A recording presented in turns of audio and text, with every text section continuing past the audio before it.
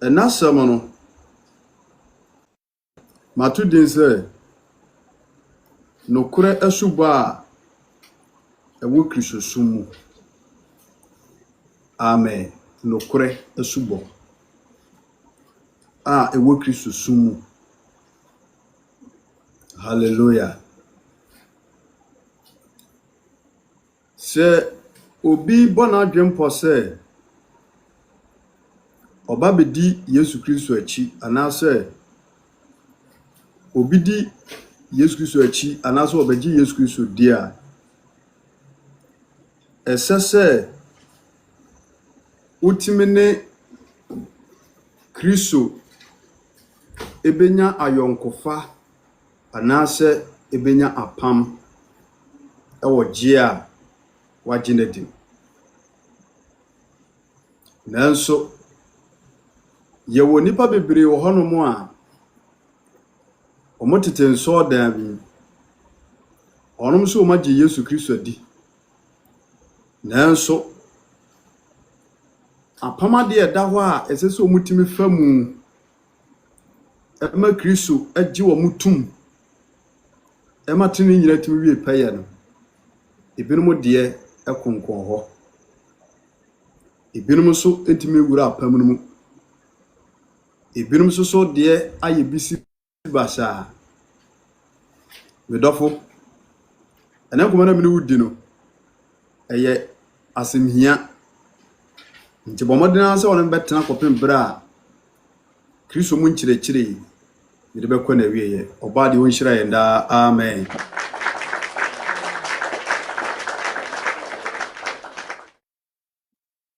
Ewiase asetan yɛtie yi, sɛ obi pɛ sɛ otu kwae ɛkɔ amanɔne kɔ obi kuro so ɛkɔto abrabɔ so a nyɛ sɛ ofite ya na wafa bag na wogyina embassy na wakɔfo play ɛnyɛ adwuma. Ansa ne ɛbɛma wo visa no na nneɛma a wafa mu ɛne documents a wowɔ bank statement koraa yɛ asɛm. Any interview a wokɔ pressure bɛda so no questions yɛbɛbisa hɔ no asɛm no wotum sɛ nyɛ asɛm biara nso pressure da so nti no ano akɔfomfo. Enti aburokyire koraa no yɛnkɔ no kwa na wɔsoro ahennam. Enti onipa biara mene wɔahyia wɔ dwumadie so na de biara mene wɔhyia no sɛ ɛyɛ wo mentality anaa ɛyɛ wo botae sɛ wopɛ Yesu Kristo nkyɛ akɔ down kwagye ho bɔhyɛ a wɔnam ho konkro so ahyɛ Kristofoɔ pabɔ no sɛ ɛno ɛyɛ wo botae a ɛsɛ sɛ dwumadie bi a Kristo ebedi yɛ ɛde twa a ɛsɛ beto hɔ ma o Kristo ni biara no ɛsɛ sɛ wo bɔ mmɔden na wo so fa mu bi. Me sɛ ɛnɛ asɛm no mato din sɛ nokore asubɔ a ɛwɔ Yesu Kristo asum mu. True baptism in Christ Jesus. Amen.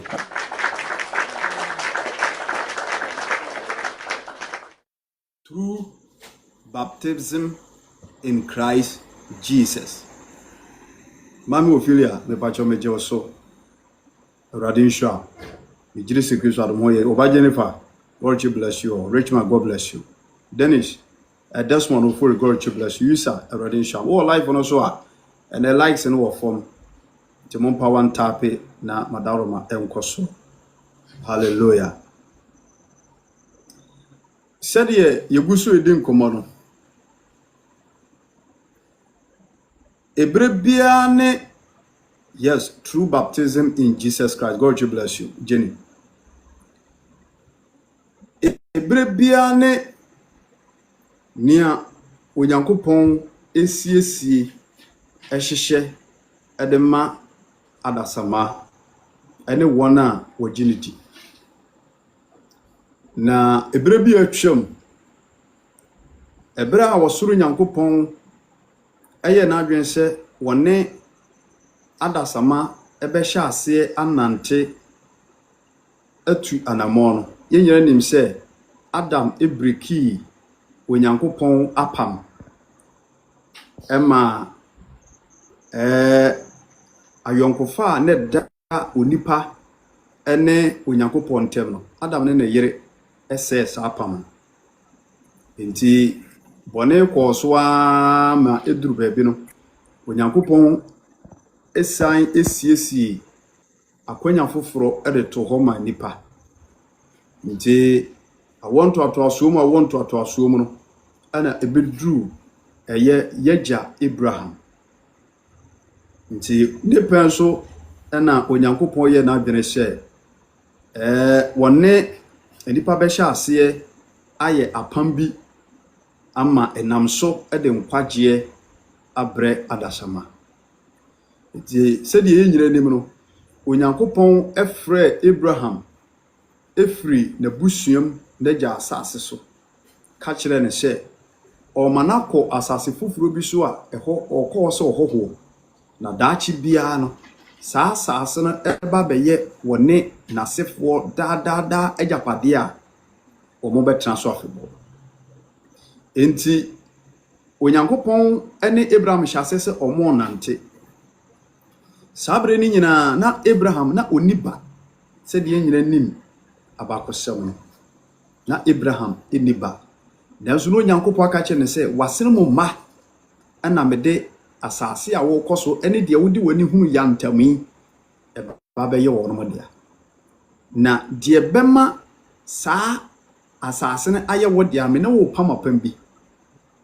nti saa pam no ene ahyenso de a edi adanse se asase ne be ye wo dia daachi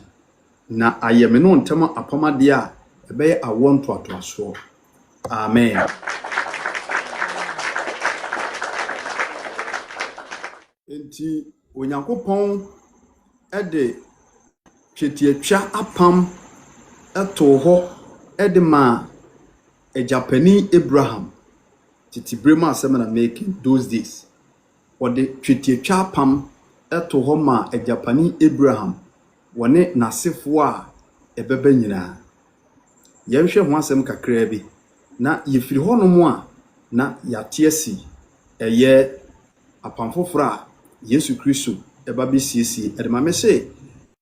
nokora suba ewo Kristo sumu anase ewo Yesu Kristo esumu the true baptism in Christ Jesus. Hallelujah. Prophet David, God bless you. Let's dive into the Bible. Genesis chapter 17 verse number 9 to 15. Nyabrema me no ka nokora suba ewo Kristo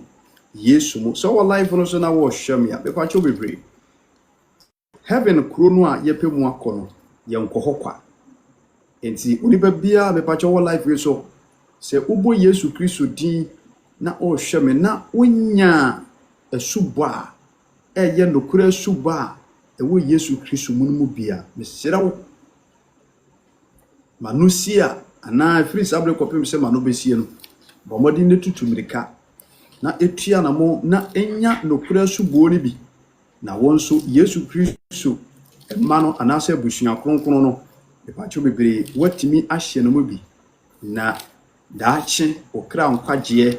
anye den amfa amaw nokura subo a ewo Kristo sompa mu Genesis chapter 17 verse number 9 tie onyankopon apamo a wone Abraham na onyankopon ka kire Abraham se wodi edima apam so wone wasefo a ebedi wachi ewo awonto atoaso a ebedi wachiri no entem apam a entem suo no mu wose na onyankopon ka kire Abraham se wodi edima apam so wone wasefo a ebedi wachi won awonto atoaso mu verse number 10 ye ne mene wasefo a ebedi wachi no entem apam a muni so we ne wasef masefo entem apam a muni so won twitwa won mu emberima nyina twetia na mon twitwa mo ho twetia na ayemene montem apam eno ho nsenkyerene verse 12 na obabarema bia wadi ena na wotwe no montwa ne twetia ma wonto atoasoom de wawo ne fie ene de wodi sika koto no ewo hohuo biara a onye wase ne mponkyai twa ene twa de wawo no ewo wo fie ene de wode wo sika eto no twetia na mapam entena mo hunamu se da apam.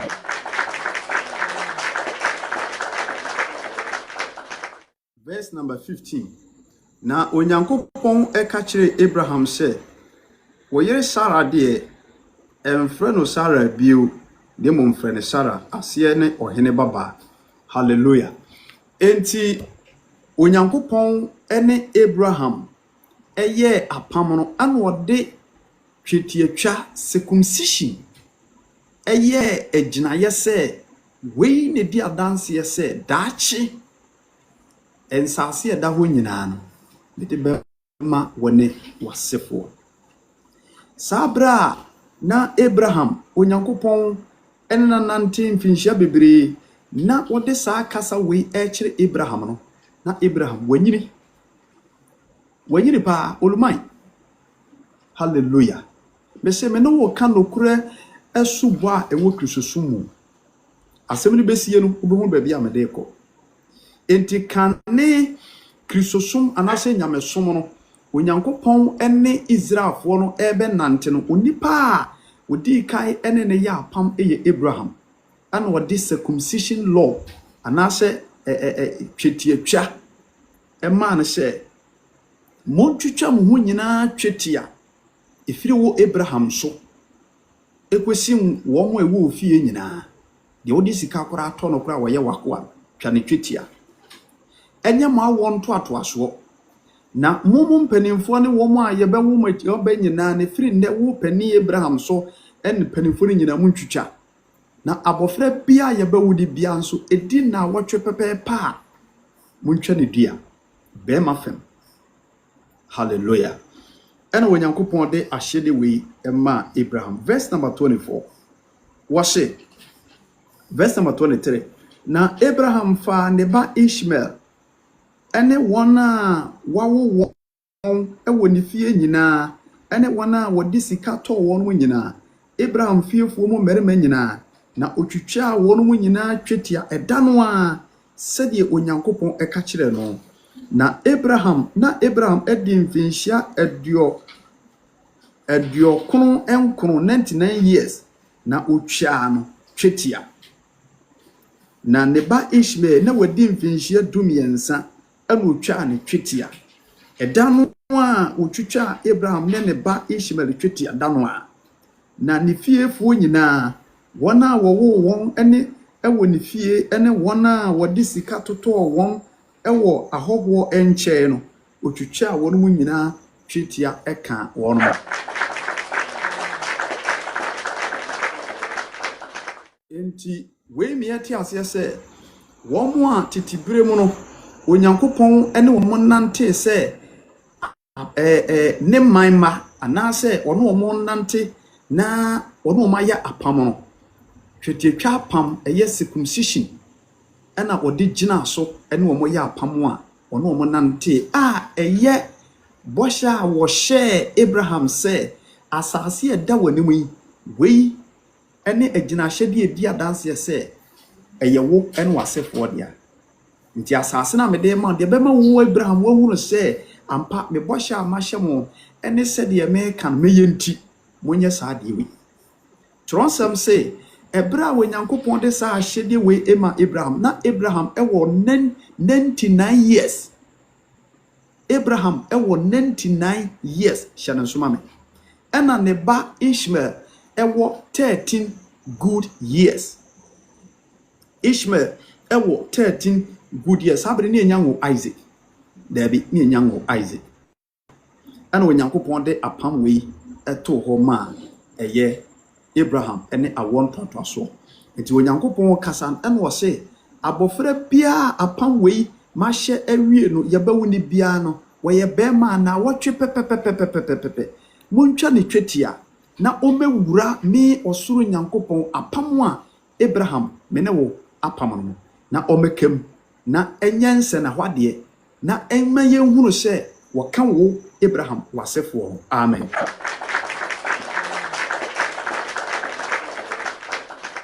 Enti saa nhihye wei ekoso ebeya apam ewo Abraham asefo mu saa ma Isaac no nyina befem. Me say enemi no di nkomo no kure subo a ewo Kristo. So wo life no so agina so letie me yie pa. Na me hwie a wo behunu ba bia me de kwa akosi. Amen. Enti Abraham edi boshe we so saa ma won totoso saa e ma ne beduru e Japani Mose no mo so. Enti ebra Mose no mo pen so Onyankopon so ensa ba eye Mose so na ofa Mose se Mose so enkoyi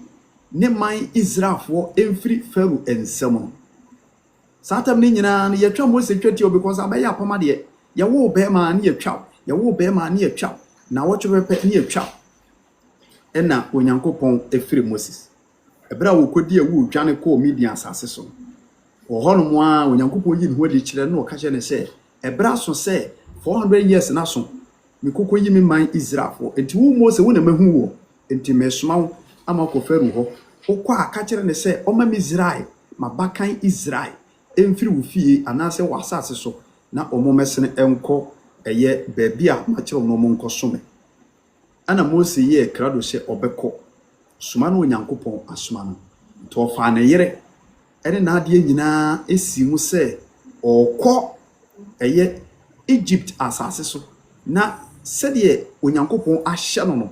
wako display anase wako ye sede Onyankopon ahye ne nyina na ebra onam kwan so a okro yenhwe anamo bi a ekoso nka Onyankopon ekum Moses because of say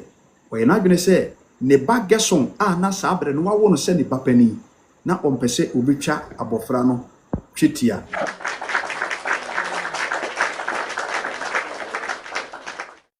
Ezra chapter 4 verse number 19. Dimechi kakra Ezra chapter 4 verse number 19. Ezra chapter 4 verse number 19. What say? Ezra chapter 4 verse number 19. What say?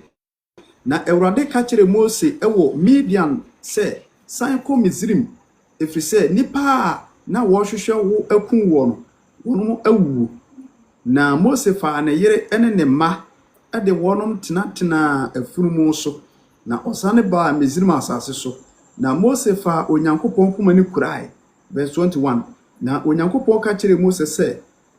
wosane ko Misrim a hwe na yo anwonwade a mede ma hye wonsa ni nyina Pharaoh anim na medie meprim na koma na oma oman ne nko na ka kire Pharaoh se de Awurade sie ni mabakan ni Israel na mese wo se ma meba enko no nko so me na se wampene ama wono ma nko ahwe medie mekum wa bakai. Verse number 24 na Awurade betoa no okwan no so asoye pese okum no ena Sipora efa atwerebo di twa ne ba ne twetia na ototwene ne nan ase kan se woye moja ayefurukunu emame ena ochai no eno na twetiatwa no enti okan se moja ayefuro ekunu enewo na Awurade ka kire Aaron se ko esre so na ekohia Mose. Amen.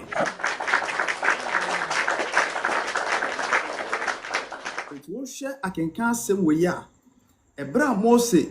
enam kwan so kono ne wure fi ne ho se wo boa po so o hye dawo ne wure fi no se otwa ne ma eka no ho twetia efi se Onyankopon ka kire eye Abraham se sa de we nya dada finhia de a eye ensana hwade ya abamu bia na se eba bia mo be wo na wo ye be ma bia montwa abrante na na sa abofra ne twetia na o megura pam no enti wo Mose wo wura pam no dada eye den na wo ba wo kan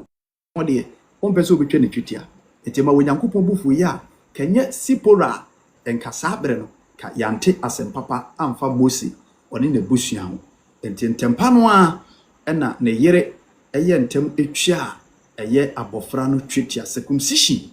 ema Onyankopon apam no egina ye na ema eye Mose etimi ekoye verse number 26 no maka. Yes, enti Kristo mama twetiatwa pam a titibire mu no Onyankopɔn ne Abraham enya ayonkofa ewom di gina so kire se eye Kana asase ho bɔhyɛ no de bɛma mo wei ɛna edi emu adanse na saa twetiatwa pam yi no eye adwuma saa wonto atoaso saa to wonto atoaso saa wonto atoaso saa ɛma ne pe gura eye apam fufurum. Yes, eye odifo a oye osapakani a yefra no eye John the Baptist. Yes, John the Baptist. Said ye nyina yinim no Mose koyi oman Israel ene won mo nyina bese ne ko bɔhyɛ asase nso abaye apamade ewo Israel mu enti sɛ wo bɛfra Israel mu kura gisi etwa otwetia. Yes, eno bi na ɛkɔ ye kan sɛ Jacob ɔkɔ Sikim na ne ba dan na ɛkɔhwɛ asase no so wɔfo no wɔn kɔbɔ wɔn a ɛyɛ abranteɛ baako a oyɛ sikani ba Sikim ɛkye ne dae wrepo ne dae no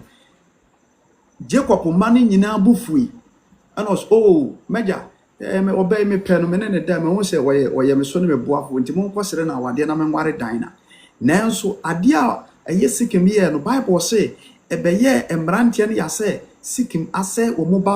baako pa wɔda wɔn mu ana wɔn ka kyerɛ Sikim ɛne n'agya sɛ ɛne kuromafo nyina sɛ okay sɛ mo pɛ sɛ mo ba yɛ mu na mo bɛ ware yɛ ma ne yɛ soso yɛ ba mo bɛdi ayerefa aware yɛ de a ɛne mmarima ɛwɔ kurom ha nyina obi antwa ne bɛma obi antwa twetia wa wantwa twetia no ontimi ma yɛ mu me ware yɛ ebi sɛ ɛno ne yɛ apam a ɛyɛ ahyenso de a kyerɛ sɛ yɛ ne Onyankopɔn wapam awurade nim yɛ ɛnso na Bible sɛ na ɔmo pɛ wɔn mu adi wɔn mu awu. Hallelujah. Enti twetiatwa pam no to aso firi mere tenten ɛba saa Israel won to aso saa ebedu ɛyɛ Sakaria no mo pɛn so enti Elizabeth akonyi nsɛ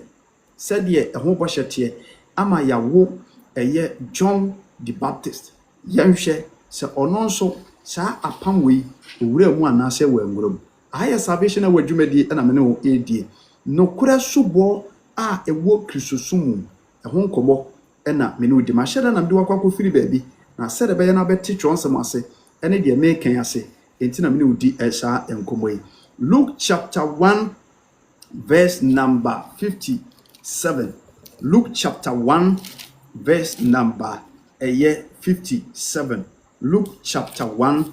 verse number 57. Yenti wose na Elizabeth awo duru so na owo baberema na nafipamfo ene nabusuafo te sede Awurade aye na adoye kese no wonom nyina ne gye na eba se ne na wotwe so no wo ba se wo ba betwa abofra ne twetia ne na wotwe so no wo ba se wo ba betwa abofra no twetia. Amen.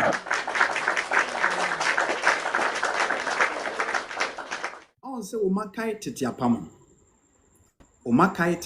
no na ya ahyede a Onyankopɔn enam eye Abraham so ahya to ho etina ye da trumade ye wo abofra bia wo ye bema bia na wotwe pepepe na ye twa kama enti John the Baptist ye wo no na wotwe pepepe ana ye twa ne twetia circumcision wo ye bema nti ye twa no. Amen. Yanhwe Yesu Kristo nso Luke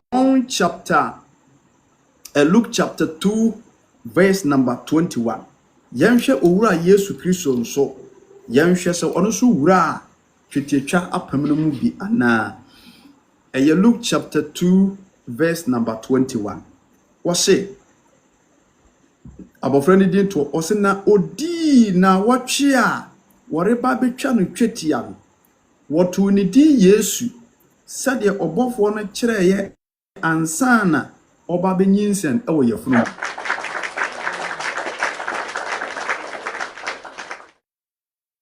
edi osina odi na wotwe a oba betwa ni twetia na kyese ahanso twonsem no ama yehunu se Yesu Kristo nso efa tetefo apamade a onyankopɔn nam Abraham so ɛhyehyɛ to hɔ no ɛso. Hallelujah. Na Kristo mama ne adɔfo no ampa saa nhyehyɛ wei atoa so saa amana ba beduru ene wiase a yɛti mu. Tie ne yepa ene wiase a yɛti mu. Ene wo babarema twetiatwa pam wo fam anameboa. Wana wo life we so ye bema ye ntwa ne bema. Obia ye wo akora o ye bema na wo twebebe ni akotwa ne dua anameboa. Yes. Nanso so no ebra ye wo Yesu Kristo eba atiasfa asase so a wone eye John the Baptist efa tete apam wie mu no me pa wo chew. Omo mienu no nso enam Christ so ema ye benya apam foforo. Isa oka Jeremiah chapter 31 verse number 31 na okan. Wase mini Israel fie bepama apam foforo nya se kane apam dada ne bio. Enti twetiatwa apam no eye adwuma saa e de ba besi John the Baptist so ene Yesu Kristo so. Tieni eye adwuma saa fritete no a e de abesi John the Baptist ene Yesu Kristo so. Enti Yesu Kristo ya wo no a wo baaye ene John omo baaye no na omo beka bom ayensiesie foforo e de apam foforo bi abesi ho e de ama Kristofo ya ye ko heaven. Kristofo a ye ni da so e ye da nkwa. Efrisa tetefo no onyankopɔn e de asase a na ye ke na asase na hye wo no bo ana wodi twetiatwa apam eye gina hyede e de ma wo no e ne be ye da trumade ana aye adwuma saa etie ne kura no ye twa obi twetia eye normal eno na Paul be kan ye e de kire yen se twetiatwa enya hwe momroton so enya hwe na senia wo beji Yesu Kristo adie na wo betwa wakoma twetia na wo de awurade Yesu Kristo asema nante aye ne hyede wono Kristo pe no nante na hyede mu no eno ne ade a ehi.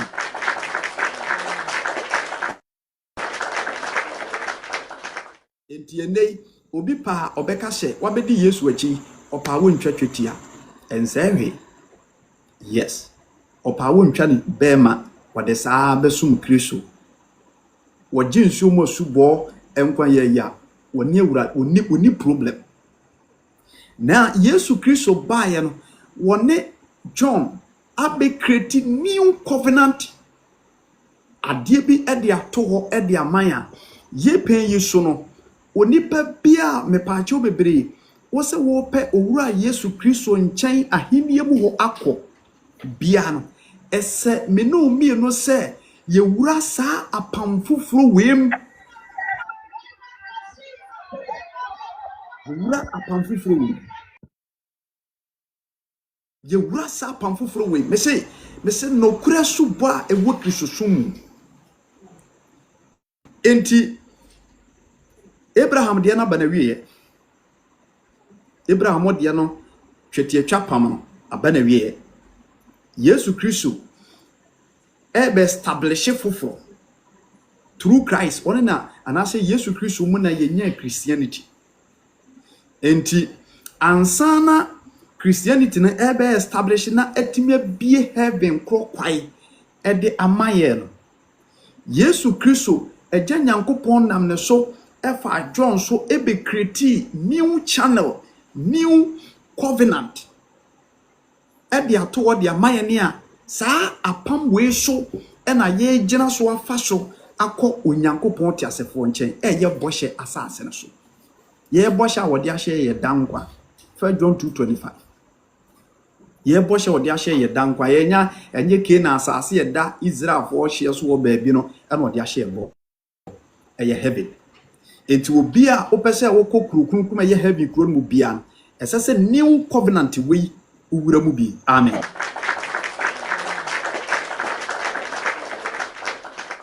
Enti ebra san hihye we eba wonyankopon tirim se obe create new covenant no na esese oma obi ebe prepare saa enhyehyeye no and what the fa John eso na Yohani echen Yesu Kristo 6 months honhom fam no omunim omu connecti omunim John nim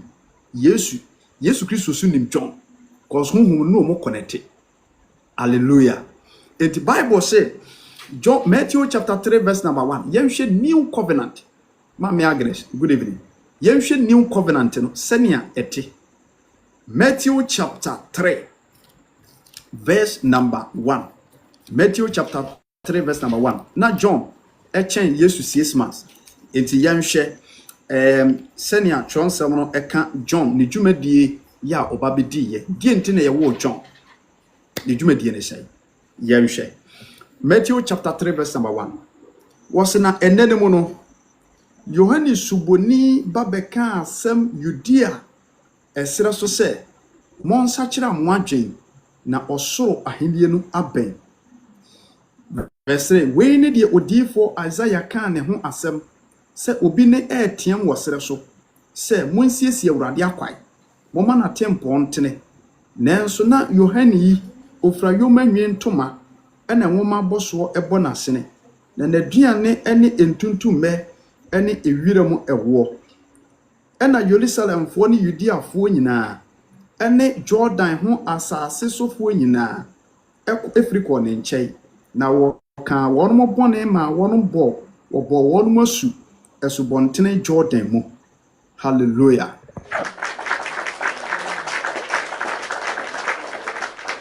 It is Yohani na nkomhye da ho se ebire bi beba onyankopon besoma onipa sonko bi amana ba asase so na waba besiesie awurade akwai woni sa adwon we ana twonsem so meyeti asese sa adwon we woni ne Elia no a okun bala konfo 400 no se 450 or se 400 no yes okosa ba wo ba ne honhom Elia honhom na edane ya ebeye John Yesu Kristo ne confirm is aden. You say na nkom hye da wo say etwa say Elia asaba. Enti na omo de omu nim say John the Baptist oni ne Elia no a twonsem ne kan ho asem. Enti Elia no a titibire mu wo chi akomfu twetwa omu ti a command Jeffrey Soroban. Wono ene Awurade soma ne honhom e ma ne ba ni pati biam be fa ni pati bia to no so a obebo kwan di Yesu Kristo anim. Enti John dwumadi a obaye a obedi ye ansana Yesu Kristo obehye na dwuma se ne se obesiesie Awurade akwan kwan a woni papa fa so obetimi akọ Yesu Kristo eje Nyankopon ahenie mu. John no na ebe prepare kwan be na ye fa so prepare heaven e kwan e de ma afoforo anase ye prepare de mani pa de sani ene se obeka adwensakira nsem e de akire adasama obeka Yesu Kristo mu oje e de akire nipa na afei wa obeji asem na die no wode wonu nsuom abo wosu ahohoro wo bone spiritually if say Paul beka say nsuom asubo no ayebo no enye honamu fi eyie se me ho aye fi keke me makobra teche na me dware eye hunhum ahye so dia ekrinsi nipa ekra ho ene atine nipa dua ho ama ne dwumadi aso awurade ne no ne awurade abaya pam. Evangelist David, God bless you. Enti John dwumadi obedi ne se obesiesie awurade akwai na wo bokwan bi ato Kristo anim na dwumadi a wobedi bi afa ne kwai. Enti John baaye no obehya ase se obo nipa su titro no kire atade na hye ne aduane obaaye no wodi na wo ye so special we so exceptional wontini pem otiwiram baabi wotesere so Onyankopon no an head that siesie no that way jene nipa ye no wono John wonye bi ontini pem na ekena nkoma bekeka nsem bia wotesere so ana aduane a wodi ni different onkodi nipa aduane ana ekena bi no makokeka nsem ne ade wonom se de Yesu kura bedi no handanse ya Yohane ba woni di no ana wotesere so ana obos eti twonsam se John ebosu ewasu bontene hen Jordan ho twonsam se John ebosu ewo asubonten Jordan me se ene message ne se nokure asubo a ewo Kristo sumu Menu adofo a wo hwe me. No kura subo we ye apamfoforo mu asonfo ahyensode o. Ya onipa bia wabedi Yesu Kristo achi bia sese wonya bie. Eye apam a eye ye ne Kristo ene agya Nyankopon ntemu apam se woanya bia o heaven ko be ye den. I'm telling you. Said ye Israel for me ka kenkan twetiatwa pam edi ka no edi ka kenkan ye no se wo mo a Onyankopon no mo nante ye titibrem from Abraham pen so no wo mo nyina ma kwa me twetwa mo twetia ene na che se wo mo ne Onyankopon wapam ene na che se wo mo ne Awurade Nyankopon e wa yonkofa ene na che se wo mo ne Nyankopon entem no ahyensodie bi wo ho enti se wonka twetiatwa fo no ho a wo mo no wo meyi wato atwesesia obe wari Israel mu a jese obe wari Israel ni baba jese utwa bema enti Bible say John ebe ka asem ewo Judea esere so se mon sachira moadwen na osoro ahenie no ayede ben aben osoro ahenie na ben anu ose na Jerusalem fo ene asase sofo a omotebe wonyina ba Yohane nchai ama Yohane bo won mosu ewo esubonten Jordan mu omokan bone amomoji ensuom esubo me dofo amene wahia okwa asore me pawo chewu ahobrasiem waji ensuom esubo waji ensuom esubo anase ye mo wasu eya wra wosemo obi atimi atene Kristo nase 15 years ni wanyi ensuom esubo obi atimi akwa asore firi ne nkora brem bepem ne mpanifio so wonim ade a ye frɛ no baptism anu onenam ho saa ana ne gidie nyan se magye Yesu adi matena ne mu akyere de ene manya nkwa wie enya no kore Yesu Kristo se obi a oba bedi na chi bia no esase wotimi wura apamfoforo ma hyade a kyeronsem no e de ato aman entinia obe kreti eye baptism e de to ho man eye Yesu Kristo ene de saa apam we hyehyeye e bai through John if se Onyankopon na ahyehye saa enti John baye no ena obo enipa su ewo subontene Jordan mu saa bere hallelujah ebra obo enipa su no ena wo kire won se na oka won bone ma wo bo won mosu ewo subontene Jordan mu na ohunu farisifo ne sodikifo mu bebre se oba esubon ho no o se won se ewrudiama wan na okire mo se monwane firi abufu a eba no ene esema bade a monso aba e fata adwenso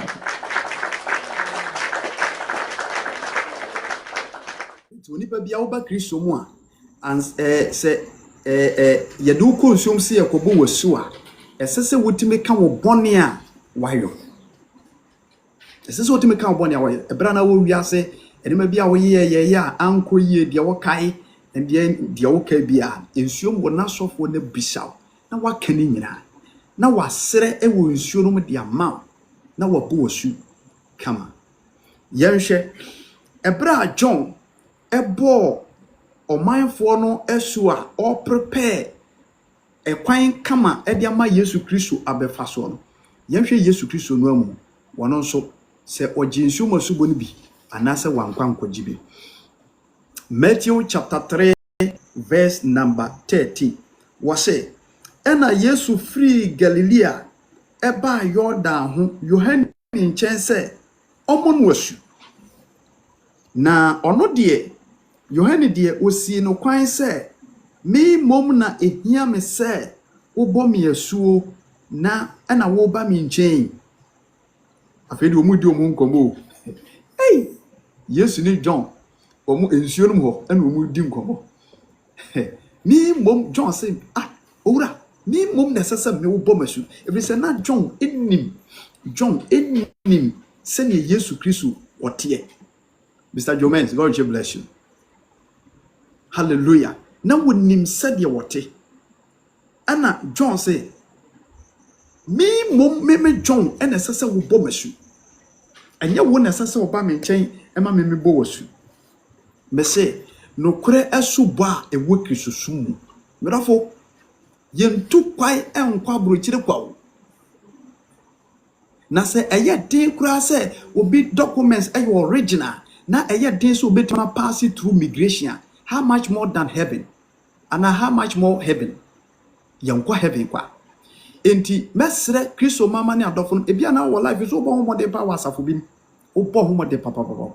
o mfa wo Kristosumu nyagro mesrew hwehwe nsu tinimo subo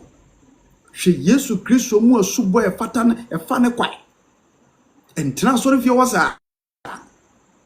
emma adoya wo yenko anada enye ndinam hosa na onyankopon obi a oba bedi nachi ewo Yesu Kristo mu bia no e wa hyenso de a wode hye ne manso pache wa hyenso de ne sei e de ne di adanse se wo ka Kristo ma ho Israelfo no de na emu hunu se omu ye onyankopon ti asefo man ne se na ye twetwe wo no mu twetia circumcision ene ye peso circumcision no enye adwuma saa onyankopon fam ni Kristo fam no en se de na onyankopon gina mu chenchina atwan na wan twa otwetia asem da so no yen apanfoforo ma sonfo a heaven eye destination no ye de ye nsutini mu asubo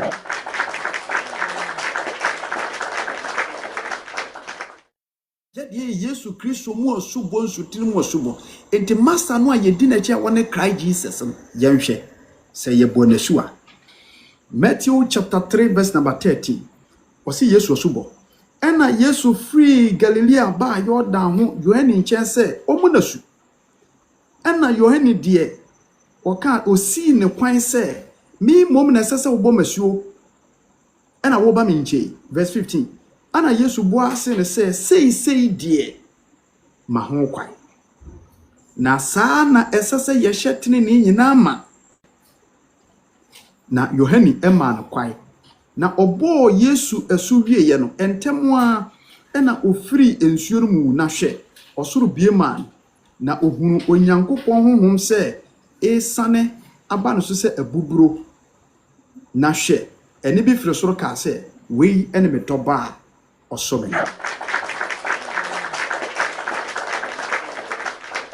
enti ahano Yesu Kristo ka kire John se onua John esase ye hyetene ni nyina ma esase ye ma awurade nyankopon na asem a wonam adifo so aka nyina efa no kwan na eba mu pepepe enti wakan hu mahintasem ena John ma kwai ena ye obo Yesu Kristo asu ewo asu tinene hallelujah me say onuarofo no kura suba ewo Kristosumu ehon komo nam ne wudi the kura suba ewo Kristosumu nam ne wudi yabo wasu na wo kura no wasu bo no eye de yan bia enti ahano Yesu Kristo John abonesu ewo esubontene Jordan mu amen ebra Yesu Kristo ji esubo ni wie ye pe ena honhon kronkron besi ne so na onya tumi hyase se obekoso akoka ahini no asempa ade akire afoforo obitime ka se menya adom no God spirit abamso eye ewrade betem de ne honhon kronkron ama esokura na ebekura wunya mewura Kristo apamu nanso se honhom no a aba won nche no enema nyina betimi awie paya agese oma ho kwan ema yekokobo wasu ewasu tinim menka se utimi prichi menka se asofodie tumi wo so anase uhuna de se odifuo enti adom na ba so ne de eno ano no process ya edawo ewo Kristosumu be pa chofa so menkwati menyi bi mfirim menkwati na Yesu Kristo no ankasa mu akwa ma John abonesu na woni pa deseni emo bi nada wo ema wo bi nada it is our life so na wo hwem na se so kwa asore pa dia na pe kuro we mu akwa asoro hanman no awura dia ma me kona asofo ngo bosu asutinim enye swimming pool mu enkoma asofo bi mfa nsuo mpetepete wo so he said John the Baptist obosu ewo asutinim Adeɛ biara no usua hwɛ no origin. Enkɔhwɛ counterfeit. Enkɔhwɛ duplicate. Look at the origin. Never tua na mo na aboa.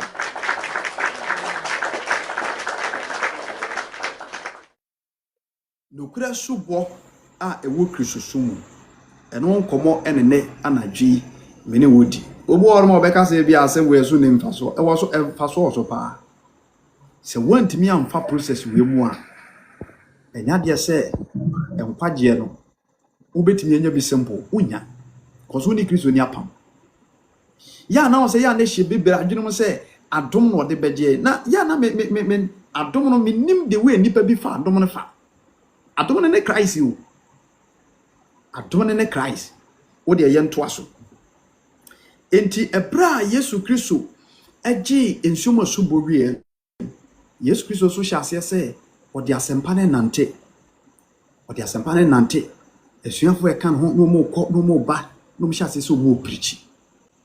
Nti o mo hyase preach ye nti wo mo esa kyera ye no. Yesu Kristo enu esuafo no ebo wo mo esa kyera ye nyina nso asu. Wo mo gidi ye no. Wo mo gi nsu mo so bo.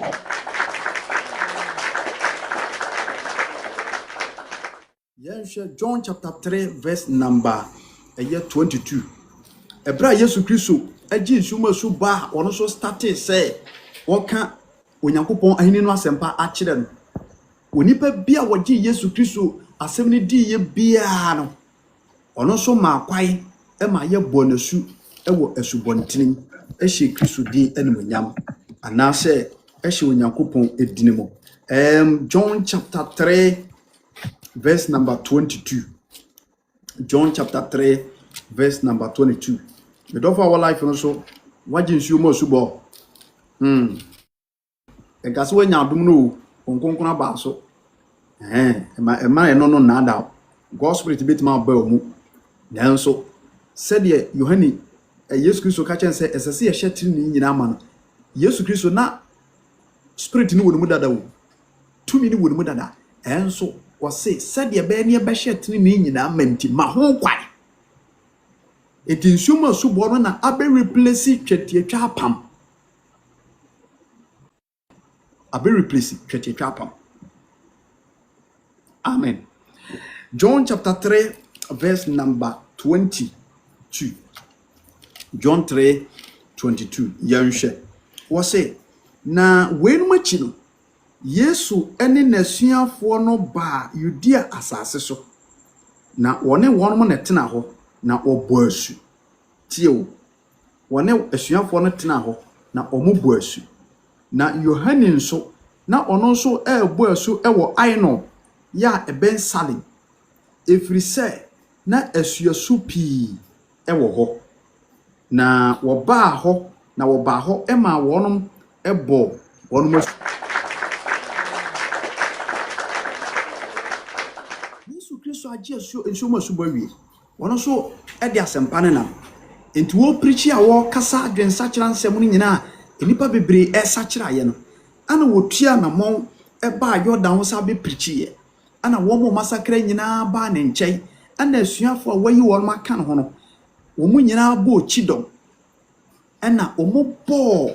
eye wo mo masakra ni nyina su. E wo Jordan can say Judea asase so. Bible says sabre no na John the Baptist so enenam a o kenyam sem a wakopie Salim. Enye Jordan ho nko na pa John bo asu. What Bible say okọ Salim emia was na nsuwa pii nsuwa pii ewo ho. Nsuwa nsu etene ho asem na Bible dey ka. Nsuwa pii ewo Salim ne mpatamu. Enti John na mo preach sa ne so bi sakyera na wo de na consume no akobɔ nasu.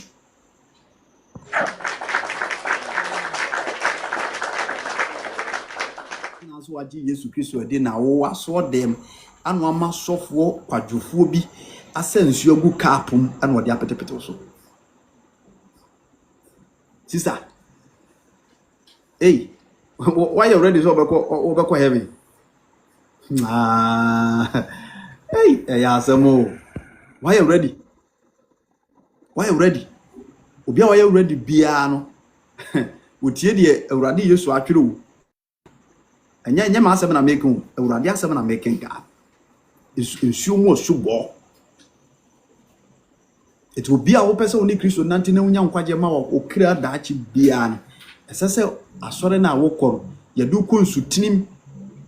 ne yakobo wo susie wo bone na wo sore e wo suban fufurum. Alright, Sam, God will bless you. Hallelujah. Wase if we say na ensu wansu pi e wo ho na wo ba ho ma wo bo wo no mosu. Verse number 24. Na wonya emfa Yohane ento afiase. Ana hudwira eho akyinyegie ebi soreye. Ana omoji akyinyi. Rabbi, die oba wo nkyɛn Jordan agya no ho ano. Ye wodi ne ho adanse no. Hwɛ, ono so bo asu. Na enipa nyina ba ne nkyɛn. Ana Yohane bua aka sɛ, onipa ntumi nya biribi agye sɛ wodi firi soro ama no ansa. Enti wo kan to aso a ɛhɔ no John hyase sɛ odi Yesu Kristo ho adanse go so no monte ase sɛ wo na wodi nsuo mu asu bo baae. Ɛna wo bebo Yesu Kristo de o firi no ho abaae Jordan agya wo baae no. Wo bo na su ye nyina ye nitua. Ye nitua. Afei de ye nya senketo o wono kwa de nipa di na chi nya senketo a obon krofo asu obon we say John wabeji wadwuma no kra ye kra abroso.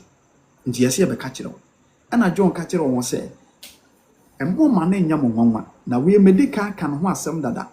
sɛ we kura nka mensɛm fata kura sɛ me woro ne na asɛm pabo ahomampo enti wono na dwuma no yɛ no kan to aso a wo sɛ mua mutimi adanse sɛ me kan sɛ enya me ni Kristo no na wo soma me edi nanim. Hallelujah. John say enya wono ni Kristo no na emom wo soma no edi nanim sɛ onfa ensuo mu osubo ho apam emesi wo enti Yesu Kristo na oba no ono no ne agenkwa no obi a opese wo kɔ ne nkyɛn bia no ɛsɛsɛ ensuo mu osubo no wotimi nya bie na watimi abedi nachi na fa ho na okro no wo watimi aba.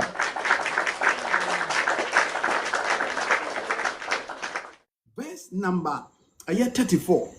was na de onyankopɔn asoma no ka onyankopɔn asɛm na onyankopɔn susu ho mansa no de ama agya no do oba no na oba no na ode enoma nyina so ahyɛ nsa de ogye oba ne die no oda nkwa na de ontie oba no ɔrenhunu nkwa na onyankopɔn abufu ɛda no so. Amen. Enti John edi sa danse we nyina fa Yesu Kristo me se no kura subo ho nkomo na mne udi no Kristo ojiri ni okristo de orofo se obedi Yesu Kristo di a esese o maye bosu enye pan mu ena enye polytank masofo mfa nko sutini se Yesu mo baaye ne nyina no esutini mu ena no mo bosu. Amen. John 4 verse number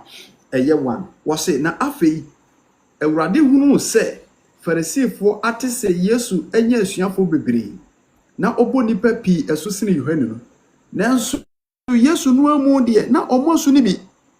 na emom na asuafo no na ebo ofiri Judea na osim ekọ Galilea bio na twonsam se na etwa se ofa Samaria. Amen. John say John 3:22 no ye kenkan no twonsam no mayete se Yesu ni asuafo no ebo asu ena John 4:1 no amayate ase se Yesu Kristo no amu de na omo asu ni bi. Yesu Kristo no amu no na omo asu ni bi nemum ono no preach ye saa na asuafo no na wono mo de edom na asakire ni nyina akonsuom na wono mo abo asu. Hallelujah. Ebra enkyerɛkyerɛ kwaso na asuafo no na afei ne nipa agidi no mo sakira no mu bosu sakira wadwen no mu bosu sakira wadwen no mu bosu saa ana Yesu Kristo ede be wie na dwuma enti o wie na dwuma ya obekoro no ana woka asɛm bi eye ahyɛde ede ma asuafo no ne akristofo ene enkyirima ene asofo Matthew chapter 28 verse number 19. Matthew chapter 28 verse number 19. Yenti wase monko na monko ye amanama nyina masuafo na momo won mosu enhye agya oba ene huhun kunkun di mu na monkyerɛkyerɛ wɔn sɛ woni die mahye mu nyinaa so na hwɛ mene mo wɔ hɔ edi kosi ewiase awia.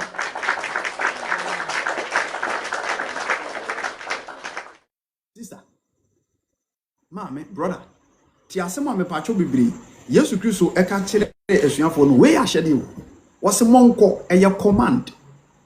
wɔse monko enko yɛ amanama nyinaa masuafo. Go and preach the gospel. Na se obeti asempa no na eka na koma na wɔsakyerɛ a mommo wɔn mosu sɛnea mene mo wɔ hɔ na yɛ kan nyame asɛm anase yɛ kan ɔsoro ayine na asempa na bi sakyerɛ yɛ na yɛ mo asuafo na abobɔ wɔn mosu mommo wɔn mosu na mene mo wɔ hɔ kosi wiase awie yɛ adan na medɔfo so wagye Yesu Kristo de na asɔre a wotim yɛ mo wɔ so yi ana esubo no so nya de di nsu apetepete so o ukoma sofo bi edi nsu pete wo so a eye faawo eye paneti wo pira efise Yesu Kristo no ankasa na wo baaye no ye bɔ su asutinim o ka kire John say yen hyetene ne nyina ama enti wo wakwame wakɔbɔ so wo tank mu eye tene ne ma no ahye no sofo a watu tank wo udan yachi eye tene ne ma no ahye no ne wiase nsu asa ewiase nsu tene asa na abibifo ne adɔfonom ene ewiase aman bipa mo kyewo se ye ba ne nkwagye a mo meye mfa medwene se msu se we no kura nsema meken obi wo no mo a wakɔ asɔre ne firi ne nkura berem tie didi na adwene etu wo mu se nkwasasɛm kura na metimi media no so amekeka asɛm bi kura na meka nanso do kuri Kristo masɛm na meka kyewo na de be ne ye nyina benya nkwagye da akyinti ana mo apu so ana Kristo ho mobɔ am wose nana twi me no meka no kura suba e de onipa bɛkɔ nkwagye se woni awurade anya pam e won niema we bi mu a waso betima yɛ ama nkwagye communion ensuo mu osubɔ ana honhon konkura subɔ ɛyɛ tre ensutini mu osubɔ ana honhon konkura subɔ ana communion.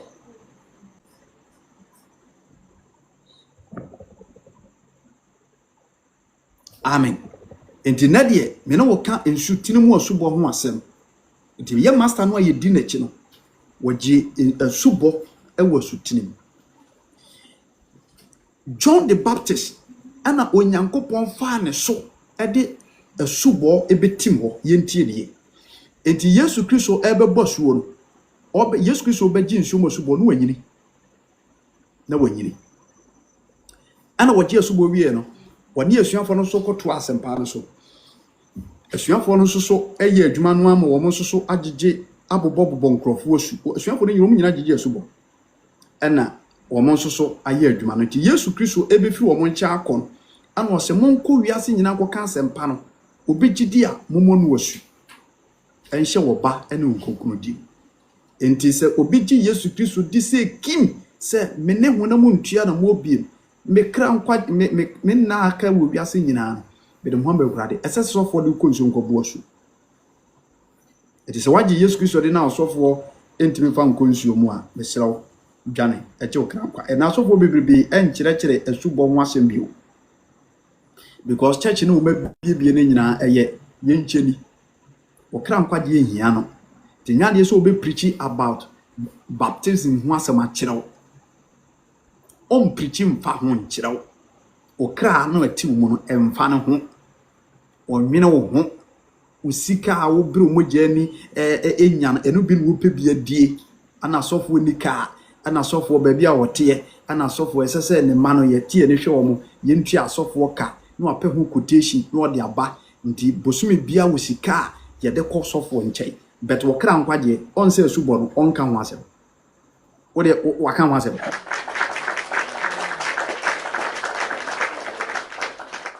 from January ebe pem month we ye wom dabe na so for preach wa so fie ho afa me pacho ensumo su bo ho da pacho we do fa wo hwe me osofo mo asem na me kan me mfiri la ane so nko me kenya sasama jira wo wasi form me kenya nyankopon mu no kran sema kire wo si form ho ompe nkwa de ho ompe se wo behunu nimbie bi ompe Kristo mu nimbie ni nyansa bia eni su ehunu utwemako. When was the last time me pacho bebre sofo gina so no fie ho e preach say se wo beji Yesu Kristo dia ma ho kwa me yebo wosu asutinim onka because one the mentality in your heavy Euradin kai Euradin hu yemobo Euradin koso amfa na asem ne nkyerɛkyerɛ Euradin ma yekra nyirata onfa nkyerɛkyerɛ hodo a ewo media yi so no onsesa ya kwan ne abrabɔ na ɔma ya na muntutu mfa ne kwan na ɔma asofo bi ensi heaven kɔkwai. Amen. Tio enti ɔse na ɔka kyerɛ wɔn sɛ je ɔbɛgie die mummɔ no asu asuo no a me Yesu Kristo me bɔɔyɛ no na mo nso mo bɔ obie no momfa saa kwan no so momfa saa kwan no so na monye adwuma no pɛpɛpɛ mede machi agyam ɛna Yesu Kristo ɛde ahyɛdeɛ wei ɛma asuafoɔ no yɛhwɛ asuafoɔ no sɛ wɔn ɛyɛ saa anaasɛ wɔn anyɛ. Acts chapter 2 verse number 37. Maybe bosun tien. Me pontem Acts chapter 2 verse number 37. Acts chapter 2 verse number 37. Acts chapter 2 verse number 37. What say? Now what te ye no? E wo wo wonum akomam die no mo te ye. Pentecost dana eto ye no. Bible say esuafo de nyina wo dan ba kom se de nyina nim no. E na empofiri mu a emframa kesie bi be share dan na no otim ma no mo sha se they are speaking in tongues. And we the tongues we preach. Okay, Acts chapter 2 hono na enti kroma fo ne ewiase man so sabre wo mu nyina wo kromo abehia hono mo bia ye de ana esuafo no de onyam de tongues no ka onyankopon kese ani Kristo mu oje ho asem sha. Enti na ye omanfo ni nyina woma. Bible say na wo mu nyina te say like enhunhun kronkron begu omanfo no so na aye omonwanwan ana Peter esori gina wono mfimfi etiemu ehya asese odi Yesu Kristo wusori ye no eho adanse e de akire kromafo ni nyina etida no kronkron ade wo Peter mu no ewurade fa no so preach kire omanfo ane wo ni nyina. It Bible say verse 37 was na wono nyina te ye no asem no wo wono makomam the spirit of the Lord eshane omanfo ni nyina ko because na ye first da ewurade honhom konkun asane ewo wiase ene esuafo no so a ewurade Yesu Kristo ahode abo won so obefo no so atwe akra. Enti Peter preach ye ewura omanfo no mu direct na edwoje ba. Amen. Enti ebra asem ni wura wo makom wo se ewo wo makom ena wo ka kire Petro ene asomafo aka ne se enuanom yenye den ena Petro se mon sachira mo adwen na mo nyina wo ma mo osu Yesu Kristo dinimu e ma mo boni fefe.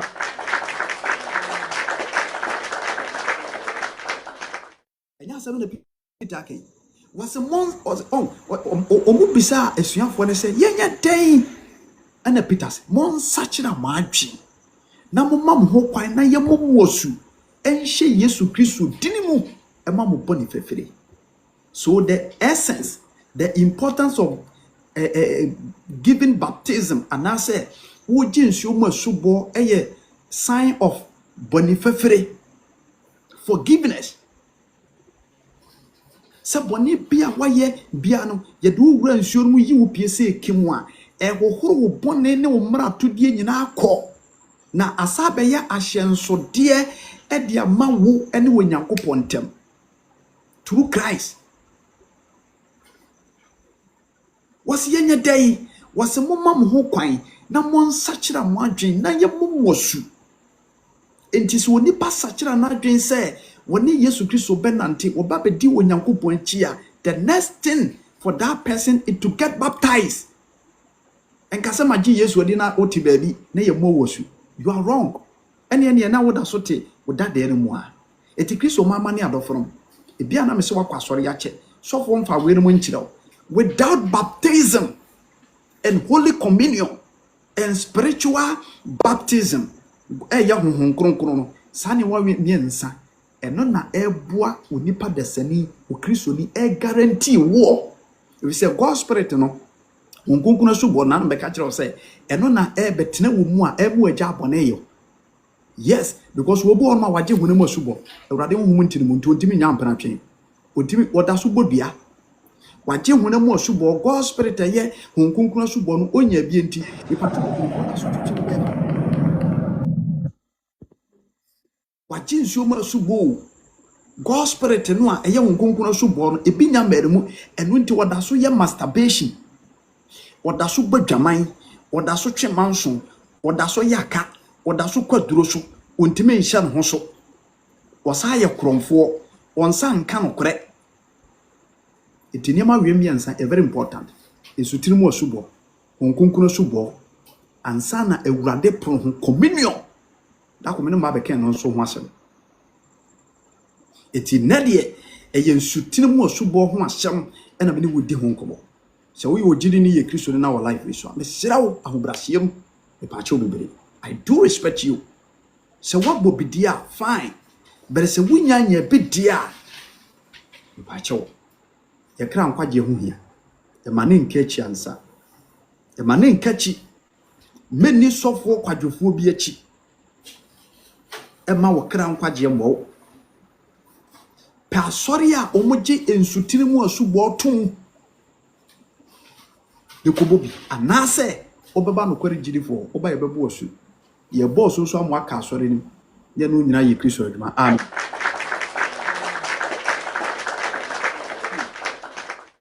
Wase na Petro se wonse mon sachira mo adwen na mu nyina ema wo momu asu ewo Yesu Kristo didemu ema mo boni fefere na mo benya honhon kronkron adom achede mo benya honhon kronkron adom achede na bohye no eye mo ne moma ene wona wo akirikyira awurade ye nyan krompon befre wo ma banyina dia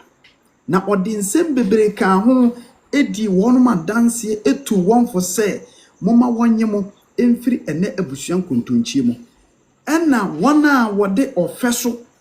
agi na asem no ema wo bo wonum asu na edano a wode akra be se empem yensa 3000 ebeka wonu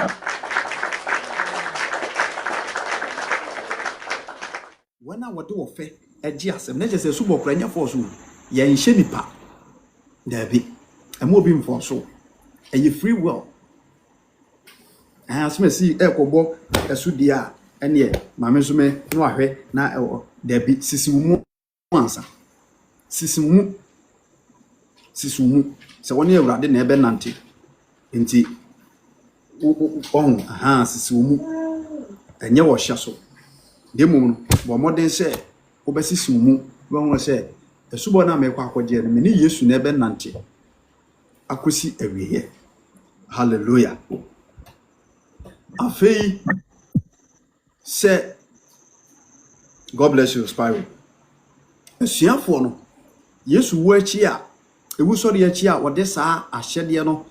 ema wo no esuafo no akọ dana onkonkron baaye no o mama enipa be se 3000 omunyina omkobo masu menko gina baabi emma sofo bi 2x4 ayifo ni bi enye eme kan kire o se ye kan say omo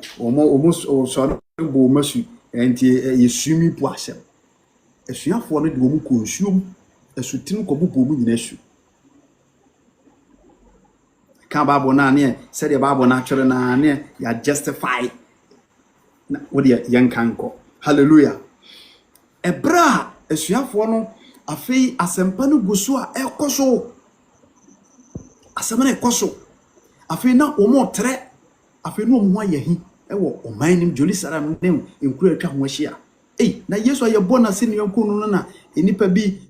esuafo egidin sha eno mo hya ase se omo tata esuafo no emu hwete asuafo no hwete we anu afa na akobɔ no ho adwa kakra saa no pɛso mo ya no mo kata eye adwuma asuafo no ɛyɛ so nanso mo antumi Bible say omumu tete ye no asuafo no mo kyekyɛ ana owura baako a yɛfrɛ no Philip onso no kan Yesu asuafo no ono so kɔ Samaria ana wɔkɔbɔ asɛmpa no ho dawo yɛnhwɛ Acts chapter 8 verse number 37 me say no kura so bɔ ɛwɔ Kristo mu ɛho nkɔmɔ ɛna me ne wodi no menche bebree Acts chapter 8 verse number 36 Acts chapter 8 verse number 36 wɔse na wɔnam kwan so ɛkorɔ no wɔkɔduru asuo bi so na opiani no ka sɛ hwɛ ensuo nie ɛdin na esime kwan ɛdin na esime asubɔ ho kwan ɛna Philip se ne sɛ wode wakoma nyinaa gidi a ɛwɔ ho kwan saa na obu asɛ megidi wɔse medi sɛ Yesu Kristo ɛne Onyankopɔn ba na ɔhyɛ ma atiase na me gyinae na wɔn baanu esane kɔ ensuo no mu na Philip ɛne opiani no na ɔbɔ no asu na ofiri nsuo no mu ɛba no Awurade honhom hwi Philip na opiani no ɛhu no bio na ɔde anigye ɛkɔ ne kwa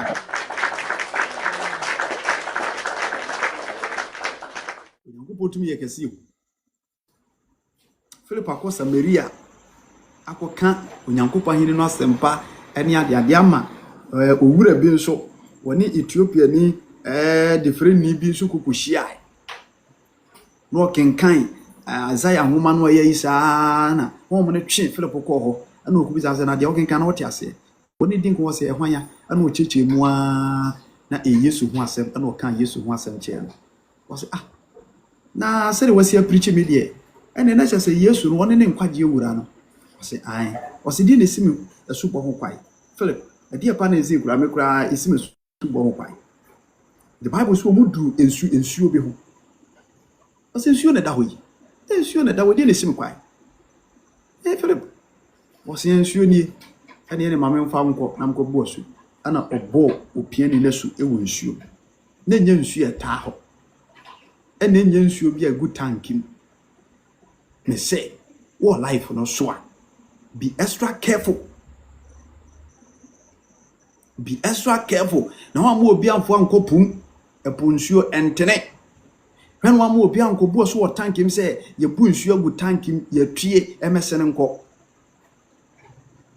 eye nimdia moroso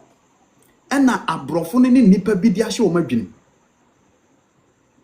it is a biblical way of baptism eye nsutinim Roman for ɛna de nsuo a ye de petepete nipa so ɛbae Roman for the first person or this side in the bae no na your friend Pope Saint Colinius when they did kaiko ball obi asu se nipa kro no yare nti no yare a ontimi enya no ho hwe a woda faako ena wodi nsuo ekopetepete ne so wodi nsuo kopetepete ne so ogina Ezekiel chapter 36 verse number 25 so Ezekiel 36:25 say on say trans American say me nsu krogen be petepete mo so na den on so kekan sa ensem no the Roman for any creative sadia and what about share but way back biblical way from ancient time in Sotine and I say the correct way of baptism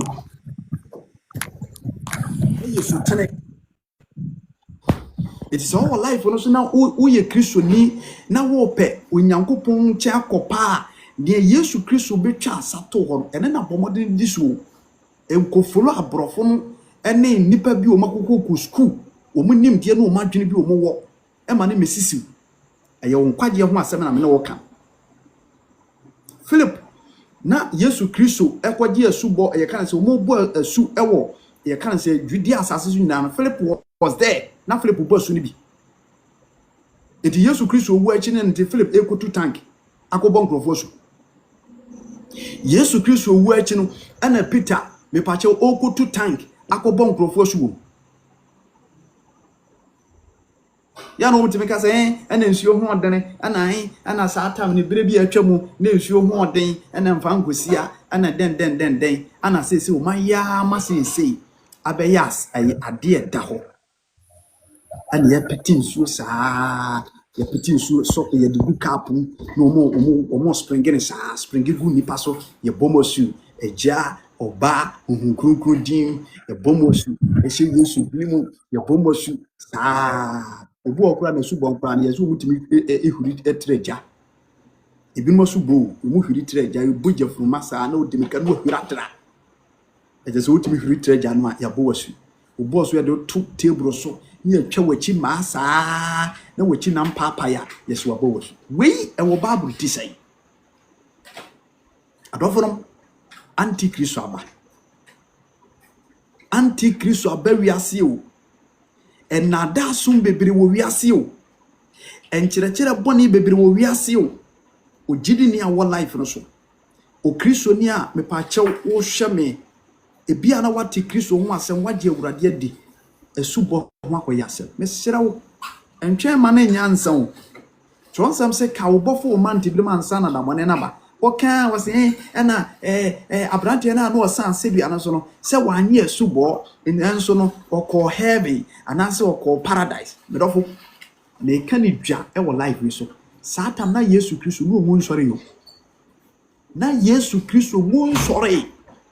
enti na Yesu Kristo wo power sɛ de asɛm bi a wɔka bia no ni pɛmu ni tumi no ɔma ne yɛ ho but ni wo sɔre yɛ chi no wɔde nsɛna wade de ama yɛn sɛ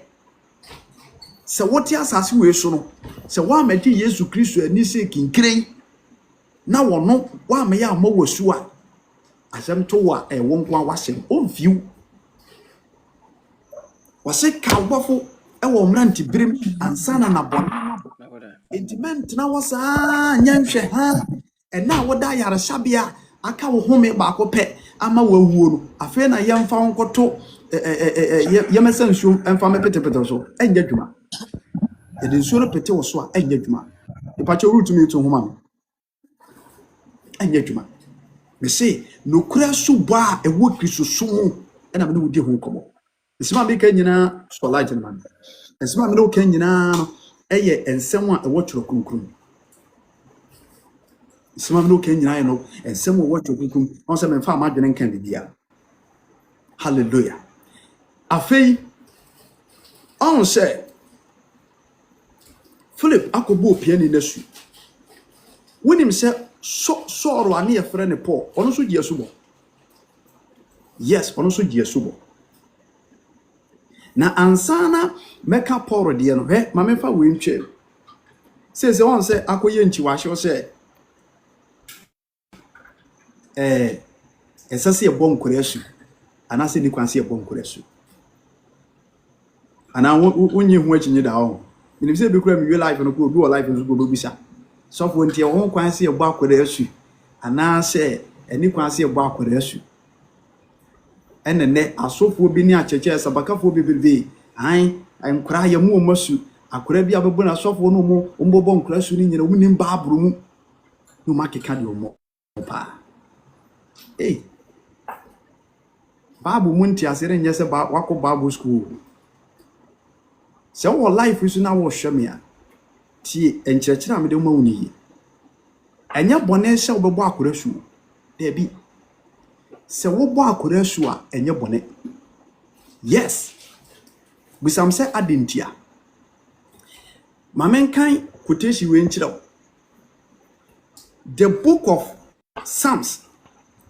chapter 58 verse number 3 ene ni kwanse oba akorasu ene ni kwanse oba akorasu na obi ye Kristo ni wakwa asore be 15 years one ne ba ne kwasore akwadai ekọ no oba okọ ana wagya wo ba saa adaya Yesu di mfie se ansa na ye bọ nasuo no akọ otu Yesu nya 30 years na obi ye Kristo ni pa Kristo ni na waye nhwe ha te Methodist aso dem what Anglican what Presby what other church asori mu na waye din ye nhwe ha se ne banya 30 years ne banyina nsa an ena sese akora no ohunu papa ne bone ena mfa nkosi ha ana akora no hunu papa ne bone ena de ne konsium etu okogba su ne wi a afi be wi ase no no asa be ye bone na esubo na obo no efa so be ne woso na empty brain preacher empty brain pastor no aka ne basa owi a wase Yesu kura onyanse yansa na oji esubo no akotu wakotu John you can say Matthew 3:13 no akotu unim churoni mama ka sembe Psalm 58 verse 3 shasembe Psalm 58 verse 3 die ntia no kware gidifo ye bonkura su tie Psalm 58 verse 3 ye gina Bible so ene kasa Psalm 58 verse 3 tie wose aboniafo eboko efiri yefunu mu na wofiri wonom ena yam efum kwan edi atoro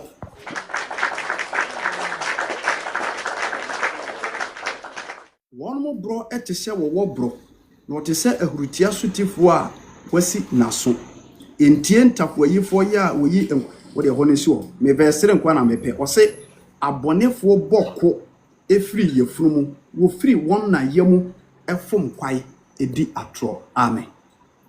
chonsam no kasa bi di a kire ense yewo emofra bi wo ho anase yewo nipa bi wo ho a yawo wo mo da ye kan se mo da yefunu mu no na me pa cho bebiri o mafom kwai o mafom Kristo kwai bonsama dikai a hyenenso ewo yefunu because e bi kura na bata no kura no ankasa na ono no de ne ho oni na wiase no ono ni suba anye ne ntade hye kura anye ne ni ye bi nye enti akura no abafuo kura di Kenya tumi ewo akoda no so enti akura bi wo ho no mu a be pacho bebiri o hye yefuro no abafuo tim be yini kwadidi na wo bata akura wini abofre bo ha wo hye yefuro ye di ka ase no enti sa abofra wo ya ba asase so na ya se no ye frumi Bible say nipa bo a omo boko ye ka so obi ye kobola asechere say akora wo ya akwara bone na so den wo ka ha wo se ho o ma wunya ho to wi ase da onkozuku a wonko dwumadie bia be hyense bia woni o ye kobolo dwumadie bia basa ana chonsam say yewo akwada bi wo ho anase wo nipa bi wo omo boko efiri wo mo maameyam na omo fom kwai Kristo hu nimdia kwa no omo bedu asase pa na asesa enti hwese wa wo ba wiase na mepache wo tranko yeye na wo fira busua boni na wo fi abonsamfo ahunu abofra nda ache se da ache wo ba be pastor wo ba be ni petitu na se akora ne hye yefunu no ye de esubia enye wura ni mu omo se yefunu de bia yefunu ma ba abonsamfo se ena ewiase we no a mepacho bebere yetimo no se abofra bi tesa ne se oba asase so a mepacho ye de ka se no yefunu ususu ampa se abofra na abrabo be den akoda ya se no yefunu na ya wo no aseka ba no ablante na odimo to bonsu bo bei ena obebo also one wo betete ana de atosum yenu on se ewiase we na yetimo a ene edede nipa bia no se an ma akora ne hunu papa ne bone mani nyini wono an choose ne choice mani hunu papa ne bone me pa mche wo Kristo madofo eye Kristo mo futuo ne ncheche na mdeba me si die ntia akora su bonye bone ena me chirichiri mu ene wiase a yetimi century ya yewu me pa che akora nya sei ena wo hunu papa ne bone awofo amwo life we so akora nya sei a ana yetimi kase we ameba we di wo hunu papa ne bone tama ne yesusu ana 70s ni 80s no obetimi anya bese 20 years akora no kafra che na hunu oba ho mpoda ukohune woye simple masemo odian ye unhunu entare shabone unhunu bi na enne akura me pacho 7 years oni me boy ni me ge akura 7 years any me boy any me girl or primary 6 na me pacha or boyfriend primary 6 o na primary 6 no mfie say akura 7 years 6 years ade obetimi ayem any me pacha joto obetwe last me hwe video bi na nkura mienu nkura kete no omo ye gay ememu amienu sata ma gay sorry Ghana ha ne ewiase na ni no omo ye gay nkura nketo amienu it is one pass say eye wo ba ene akwara wo ya ana wo ye o kristoni o tie o wo ye o kristoni wo maame no ye kristoni ana papa wo de akwara no ba wiase wo ye kristoni ana wawo akwara na to kristo so adenti na die na sikwa so ntimi mo na su o wa hye ya wo akwara na to ahye de no dada enti adenti na wonti mo na su ya wo na to kristo apamu adenti na wo na su na wo twen se wonyini ansa enti wo hwa ma wo ba no bonsam akose no wo suku mu ansa no abakwara na su o hwa ma akwara no bonsam akose no wo primary school ho ye de akofa aduanim ye de akofa anonim ye de akofa ade bi de ato ne nsa na wo ba no no abese no asensene na na brabo nyina hye Christopher se wo te transem wase a e ma wo ye firi o enti ebinu mo kyerɛkyerɛ sɛ enkura su bonye mani nyina ansa no ohunu papa ne bone ye penyi so no me pa kyɛ onkura nya san ansa no mahunu papa ne bone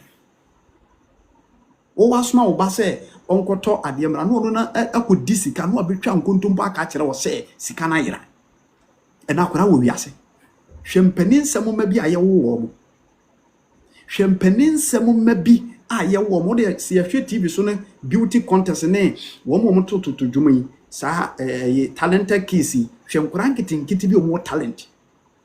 okura microphone na wo gina stage no oto dwuma ase obi a wanya bese 37 years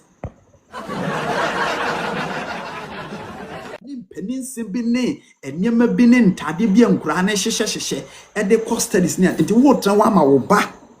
enya science na wo akonsumo ma sofo akobonesu on say ya wo fo ne ya ne ya haye man ani ya matu ba fofo difo bi ne asofo bi ka che se akura so ani kwa so akobonesu mani nyina ansa na Yesu ba ya no konya 30 years ansa na ye bonesu me ka Kristo mo no kore se die ntia ma Yesu Kristo nya 30 years ansa na ye bonesu ne se nipa no ana obe prepare ensutinu mu asubo ne nya wo no anase na ye kind of say no we nya ready because na John echen Yesu Kristo 6 months eti Yesu Kristo John ebebo Yesu asu abetwa sanato enti de wode ensuo mu asubo eba no mipacho bebre wode ensutinu mu asubo ba no saa tam no afi na wo no ye prepare no enti wo ye mature wie ya wo hye na dwuma ase no na mepacho Yesu Kristo enya 30 years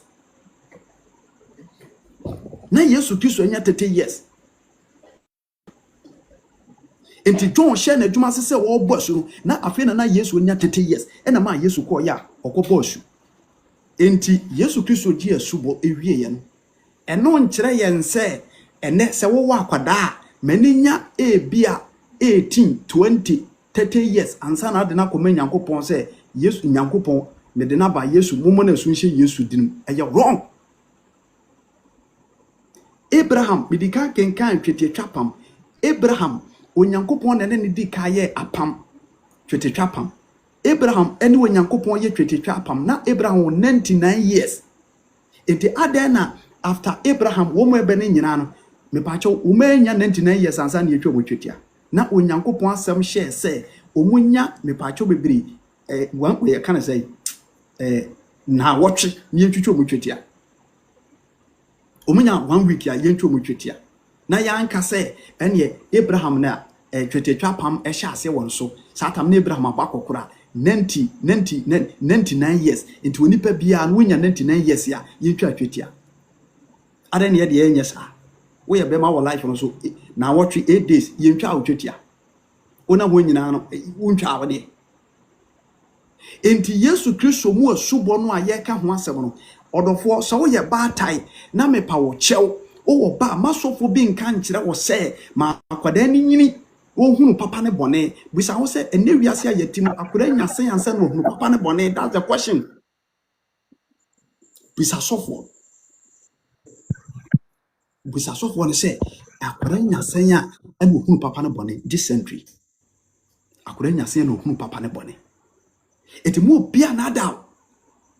na fa wo ma no ɛhyɛ Yesu Kristo mu na bɔ wɔn mo su ma sɔfoɔ nko bɔ mo su so ofisa akwadaa no wɔyɛ tɛkyɛ na sɛ bia yɛde ne wura nsuom na nsuo bɛkɔ ne hwene mu a ɛne obetuma atwɛn kakra akwadaa no ho kyene kakra bia ɛno ntwɛn sɛ ohunu papa no bɔne akwadaa no ho kyene kakra bia ɛno no wobetumi de na kɔ nsuo no amu ɛnka sɛ masɔfoɔ bia nka nkyerɛ sɛ mani hunu papa no bɔne ansa ɛna masɔfoɔ bia so mfa nsuo mbɛpetepete ne so akwadaa no so sɔfoɔ no betumi abɔbɔ mpaeɛ ama no ne mu mmea kakra ne ho akyere no a ɛyɛ ayi na wo fi sɛ wobetumi ayɛ abɔ n'asu no kama no na akɔbɔ n'asu wobetumi ahwɛ no a ebia within best 5 to 6 years and now 5 years 4 years wanyina wie wonante osoma no ma ne kɔba odi banku ni ade de saa age no obetumi akɔ ama sɔfo abɔ n'asu because na adwene no mu bie nti nkura su bɔ nya bɔne emu obi na ada na wo yɛ saa na ɔtɔ na wo ba sɛ wie a maame Yesu Kristo kura bɛ kɔhye we sɛ onyankopɔ adwapade yɛ ma nti ntwɛ ma wo ba enkɔsɛn ma sɔfo bi mɛdaadaa wo mo kaka sɛ nyɛ wo ni baaburu mu me si Yesu Kristo wɔn na de nsutiri mu asu bɔ bae ɔfa John so nti John ɛyɛ well prepared ansa na Yesu kɔ ami abɔ n'asu because wo mo mienu na ebe establish nsutiri mu asu bɔ nti Yesu Kristo ɛde sasa wele to ma ye wie no ana abɛyɛ nsa na hɔ ade ade ama yɛn sɛ yɛne a yɛba bɛgye na di bia na akwadaa wo panio ɛsɛ sɛ ɔfa saa apam no hallelujah me say no kura asu bɔ a ɛwɔ Kristo so ɛho nkɔmɔ na mene wudi onua dɔfo aka 10 minutes na me 10 na bo na mapon kakra me ka che urade mane adofrum nyina ne hye nsutiri mu asubɔ yɛ ade a ɛho hia yɛnhwɛ osomafo Paul ɔno so na dwen sa kyerɛ ne na asubɔ Paul ani efrɛ no so ɔno so onyankopɔn ɛsa kyerɛ no through Christ Bible say na wagye ɛyɛ permission akyɛ sɛ wɔkɔ Damaso so akɔdi nsɛm hunu wɔkyekyɛ asuafoɔ ne beni ade na Yesu hyia no bɔ no so toro yɛ nyina yɛ nim sa ba kɔ 70 Paul n'ani fraayɛ no ɛna onyankopɔn Kristo ka kyerɛ odifuo bi a yɛfrɛ na Ananias sɛ onua sɔro bi anaasɛ abrantie bi se ne na mayi no sɛ ɔmɛyɛ madwuma a kyɛ sɛ ɛnyɛ asɛnketo a yɛnhwɛ hɔ kakraa bi Acts chapter 9 verse number 17 wɔse na Anania kɔ ɛkɔhyɛne ɔdan no mu na ɔde ne nsa ekogu ne so kan sɛ onua sɔ Awurade Yesu a oyi ne ho ɛkyerɛ wo ɔkwan a wo banu mu no na ana asoma me sɛ hunu adeɛ na honhom kronkron ɛnhyɛ wo ma na entemara biribi a ɛte sɛ abɔn firi n'ani so egu fam na amonom hɔ a na ohunu adeɛ na ɔsɔre ɛma ɔbɔ no ɛso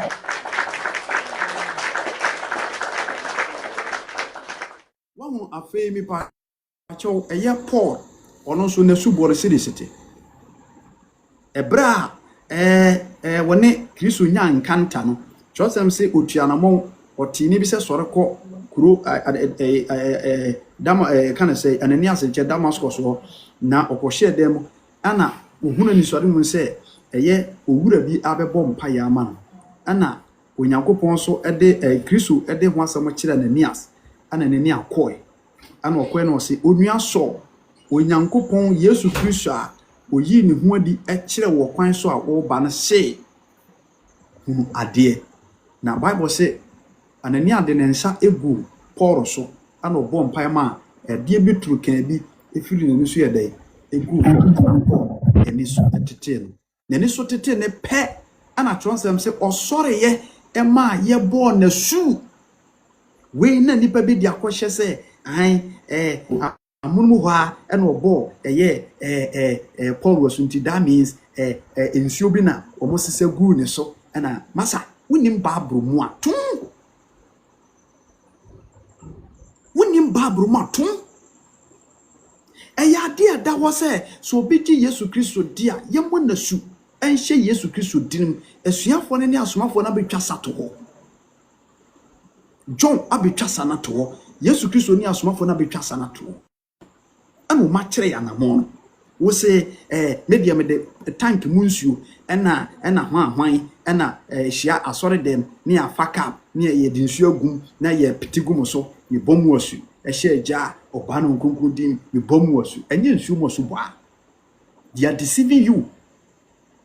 so wa asore bimu na sa nyama na asofo bi ya kire wo a they are deceiving you. They are deceiving you. Enti Paul enya adwensa kira no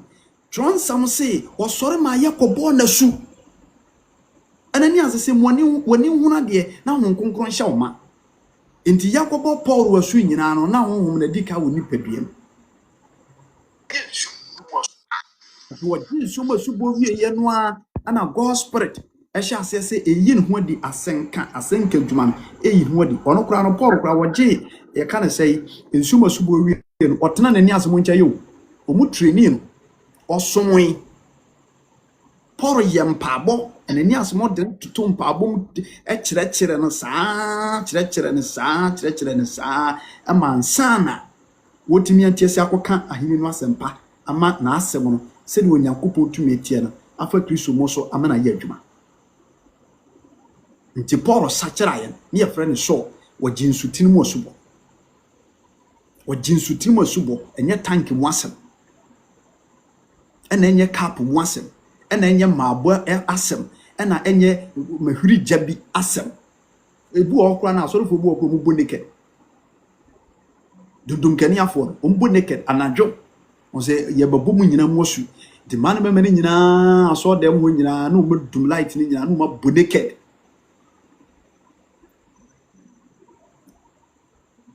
Kristo sum doso se wan ma wani ana ho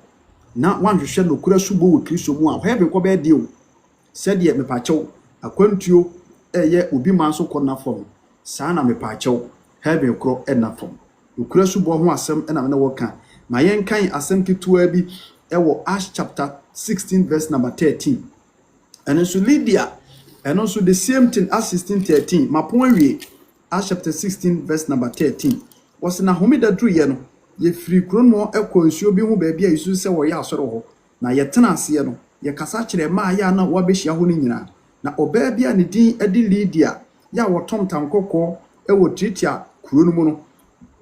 na ofere onyankopon ho no wote na awurade bie na kuma ma ne tie ye Paul eka ye no na obo oni ne fiefo asu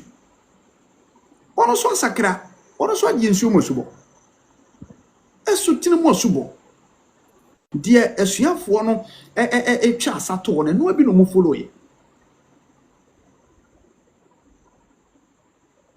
mi quotation me nkan bi okan Acts chapter 16 verse number 28 na ebra if you chef we de Paul ne sra so kura akoto afiase yo mo bom pa ya ma afiase nyina so wo so ye Tronsam say afiase hwefo no kura ye na dwe so obedi ne ho obeku ne ho cause no nim say enuaduafo na dwane ya kire Peter edie no ya kire Peter no nipa no a sojafo no wo no ye kunkum wo mu nyina etina soja ni we wo suro oni so ono so ye beku ne bi ana Paul ka se da bi menni wo ho ye nyina wa ha enti wo hwe nsenkyene ne anwade esi ye no a ana soja ni nipa ne so na menya dai wase ma wo kwaje Yesu Kristo di ana soja ni no wede ni no o man ho kwan Bible say na osore ma wo bo wonu mu nyina asu wase na amono mu hwa osore ma wo bo wonu mu asu amono mu hwa obo mu asu se Bible ka se amono mu hwa eno nje se ye kan se Peter nom esese nsuo di gugu o mopampam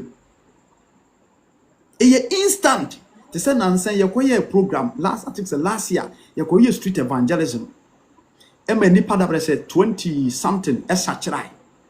ana anadwo no ye preach wie ye no a ye preach wie na amono hwa ene ye do mu konsuo It is obi bisa say program an koye na also ye program ni we no nipa say na sakra nti ye gina so amonum wa ye gina so ebo mu nyina su na kyase ye de nsu ne gugu won so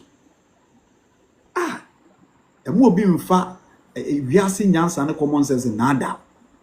say amonum hwe nti no omu sise nsu ne gugu won so apampem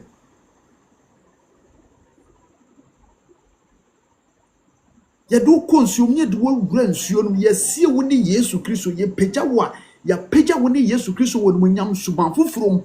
na de na wo gina ntenten na wo te akonwa so ne de nsuo apetepete so nti ye de nsuo apetepete so nti ye sie wo bone no okwa asore ye de nsuo apetepete so nti ye sie wo bone no mo me ye nye emofra wo Kristo asemu heaven asem na America what ya soro dem ye de nsu apetepete so twons am say ye ne a wo bo ya senior was ye sie ye ni Kristo wasi ye ni Kristo ensu mo su bo no che say wasi ye ni Kristo ana ye yi upie so ye nyane yen wanyane yen ana say ye pie wo suban foforo enti say ye de obi ko nsu tirim ana say ne ko nsu mu na say ye ko ye de ne wura nsu no say ya ye sie wo ne Christ ye sie wo bone ye yiwo pie se ya wasore wo suban fufurum ya wo beso tenene aba you are a newborn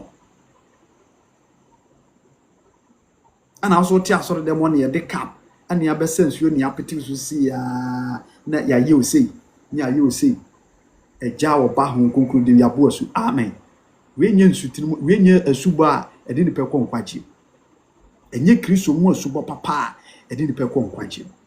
eti Kristo mama ne adofo me tamo no aso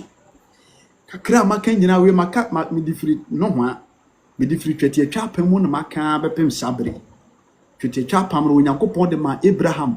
ene nasefo ebra no no mo ya pam de Canaan asase ede ama wo mo ana ode tweti atwa pam ya pam de ma wo mo ode sha Abraham so Abraham ase ene ode hyeye Abraham twa tweti circumcision no 99 years na ne ba Ishmael ne nwu Isaac na Ishmael so 13 years wo me kan ho ye mema nyine twetwa mu twetia kokorafo wo mu nyina mrantie wo mu nyina penifo wo mu twetwa mu twetia ene be ya ahyede ne apamade ana wo se abofra bia ebe wo mu firi sabere koidi we ne apamade da ho onya na awotwe a 8 days a wo ye be ma mu twa ne twetia sa twetia apam ne yadwuma sa de si Yesu so nti ye wo Yesu Kristo John ye kan say Luke chapter 2 verse number 21 I saw them ye kan say ye twa Yesu Kristo etwetia o se na wotwe du ye no obetwa ne Yesu Kristo etwetia ansa no de ne ba asore dem John the Baptist a mpacho onso bebo okwa di Yesu Kristo anim onso edi 1 week ye twa ne etwetia ansa na ono nso ye de ne ba asore dem abeye amane ne amane bia e de ama no enti Yesu Kristo emu no sa etwetia twa pam no be ye adwuma esi honom esua kan say Yesu Kristo ne John the Baptist omo penso na twetwa pam no bia ye adwuma siye ana through Christ wa be establish new covenant e de amaye yen awie brima somfo Yesu Kristo no eje Nyankopon asiesie da nkwa e de amaye ne a ye de ye bohye ne ye heaven no ipacho bebiri yen what the heaven a hye bo heaven na what the hye ye bo no ansa na onipa bia betimi akobi no age se utimi edika nya ensuo mu asubo a eye apam edikai ensuo tinimu asubo nti John ene Onyankopon fa so be prepare sa covenant na de mai nti John hye eye asubo no ase no na sa abre no na mepache o chen Yesu Kristo 6 months eti Yesu Kristo be gi asubo e wo John nsem no na Yesu Kristo wo 30 years nti e no nkire se tena honom na mepache obebere enei se wo be ye Kristo ni no awo ba wo twa ma wo ba nya 18 years ansa no wo de na akose asofo nkobo na su hunu papa ne bone ne Ghana ha akura 7 years na no ya papa penimu a wanya 72 years or 62 years no oni akoda wo ya ba ya wo ye 13 years etimi akoda atwempena obi wo classes otimi tu nyinsin tugu nti tuba 4 di 4 ni asofo bi o maba o mo ne na media so tete nso na bim ana twema wo bani nyiri ana ho ahwan eye bone se wo bo ba asu ana ni kwa so wo bo akora asu ana mani nyiri mani hunu papa ne bone ne eneyi akora nyase ansa na wo hunu papa ne bone What the Oba won't wolf you cry, smart away. Oh, Bawa Bruchiri, smart away. We need to be out. We know baby, and so smart away, and then I dream will be. Now it was a soft for say, Maninya Bess, a young son of Kubanesu. The baby as an aquana say. Two nam for ni suku muni media something tenfidian in Pasiadia, it me pacho, Eco Coso, now Prana Braba say, no, I jeans some, it wouldn't be better to more real. Now, once medical take control of the body. Awurade sha no onye wadoye no nka o se de ntumi na ho de kase na me se awurade so obekọ so aboaye na obebie ya adwum na omma ye nimdie ne nyansa ewo dada ye sitem na onka ye ho na se all life we so na me pa chew ahobrasiem ensutine mu osubo na se Kristo mu esubo papa ode abaye nsa na ode aman wunya bi a me serew tutubrika ehwehwe bi akira kwai na Yesu Kristo me pa chew bebre ne ncha akron enafo ansana wo nipa da sani obenya ne ncha akron apamade bia da ho bia esese wotimi de so na aboawo ama wonso watimi anya nkwanda di akire beda mo nyina mo ase yefrem osabakani David True Faith Church International Kumasi Sokoba Wood Village asafomo ena mo Ghana time 8 p.m. bia wo live so ayede Kristo asma yemfrem efa media yi so eba mabie phone lines no atum no do no abo enti all live no so a mabie atum nana yaw menko ho na afi hello nana yaw okay mamenko Mr. Richman hono na afi ni adwumani me ne nkobo hello me do for Chris aso ndwenga so for asumju enka won so amen